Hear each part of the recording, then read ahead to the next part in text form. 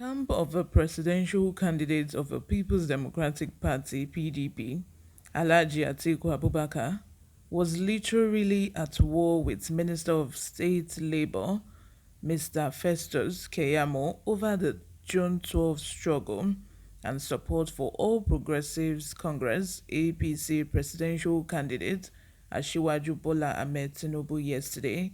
Hello and welcome back to Newsroom Nigeria.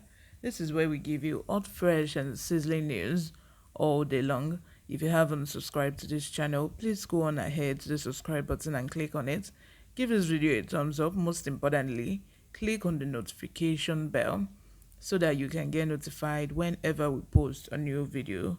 Without further ado, let's dive straight into the details of today's news. In a tweet on his verified Twitter handle at @FKeyamo yesterday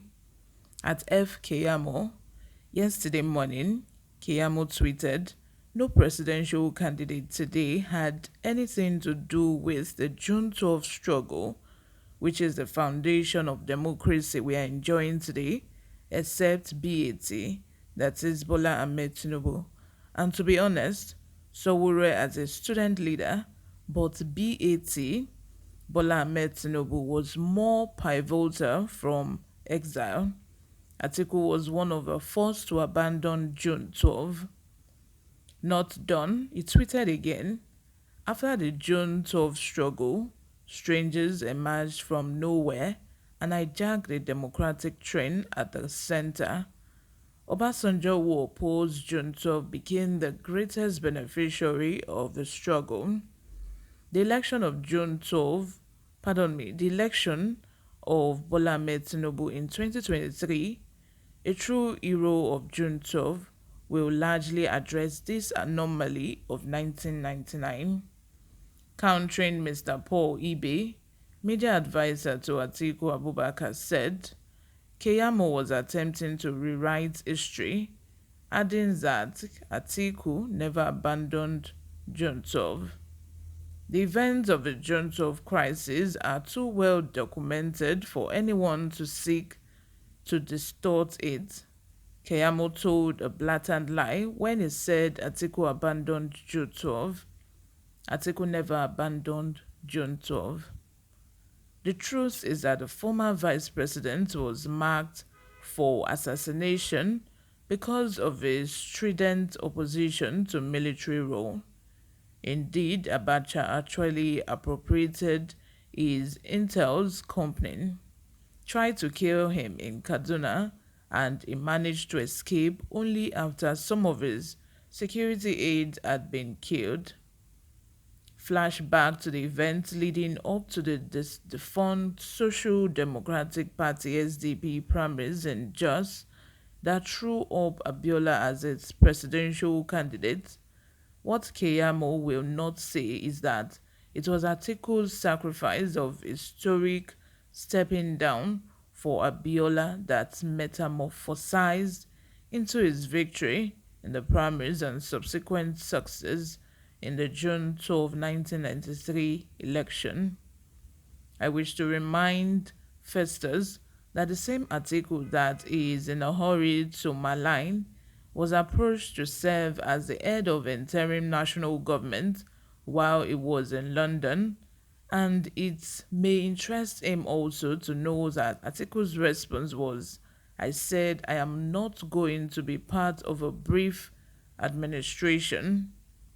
We know those who participated in the Abacha government, which dealt a key nail to the revalidation of the June 12 mandate. Some are late, some are still alive. Atiku was one of those who did not want to have anything to do with the Abacha military role, not even with a long spoon.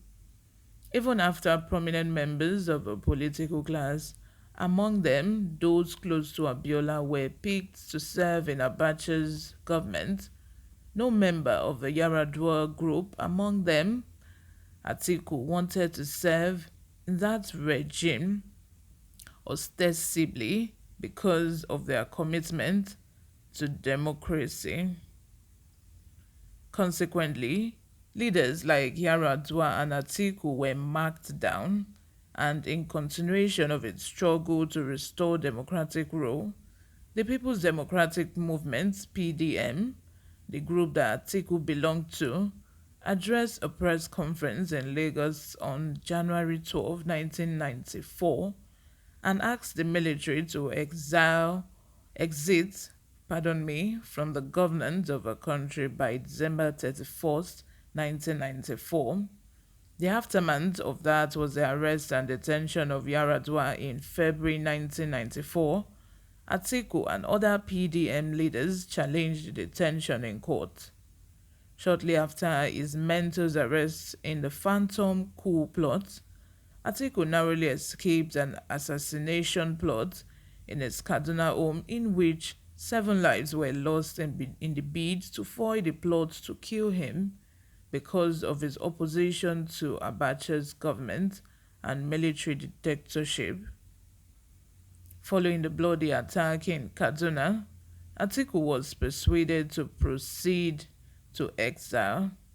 The import of this thread is to put a lie to Keyamo's baseless claim that Atiku abandoned June 12 and was not consequential in the struggle to enthrone the democratic rule of today. The bottom line here is that these two aforementioned people must have, fought for democracy, must have fought for the cause of June 12 back then. But right now, what they're doing is just different from what they used to do back then, and from the kind of passion that they used to fight for democracy and the country. What they are doing right now is just the opposite. Politicians now go into office with the motive of embezzling money, with the motive of, corruption. They no longer have, I don't know, they have lost that zeal, that passion, to fight for the country and do what is right. Back then, we saw people go to prison just because they were fighting for the right cause. But these days, who won't die? Nobody. Let me know what you think in the comment section. Leave your comments down below. If you haven't subscribed to this channel, please make sure you subscribe. Hit the like button. Most importantly, click on the notification bell so that you can get notified whenever we post a new video. I'll see you in my next video. Bye for now.